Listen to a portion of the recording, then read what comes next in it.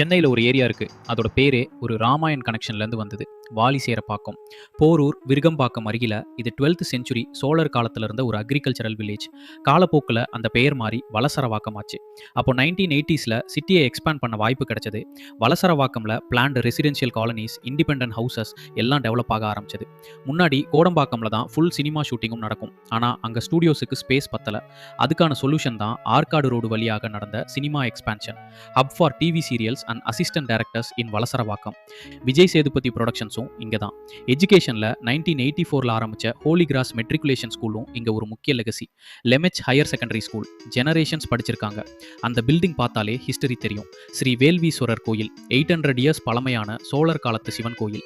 அதோட இங்கே இருக்கிற அன்னை வேளாங்கண்ணி சர்ச், அப்புறம் மஸ்ஜித் அல் நூர், சாதிக் பாஷா நகர் மஸ்ஜித், மக்கா மஸ்ஜித் மாதிரி பாப்புலர் மஸ்ஜித், எல்லா மதத்தினரும் ரொம்ப பீஸ்ஃபுல்லாக வாழ்கிற இடம் இது. வலசபாய் மெஸ் சூப்பர் ஃபேமஸ். அந்த ஹோம்மேட் ஃபீல் கொண்டு வரும். இங்கே இருக்கிற ஆற்காடு ரோடு சென்னைஸ் பிஸியஸ்ட் ஸ்ட்ரீட்ஸில் ஒன்று. Story discussion tea shops, studio offices, evening traffic எல்லாமே ஒரே இடத்துல. வலசரவாக்கம்னா வெறும் ஒரு ஏரியா இல்லை, அது சென்னைஸ் என்டர்டெயின்மெண்ட் சோல்.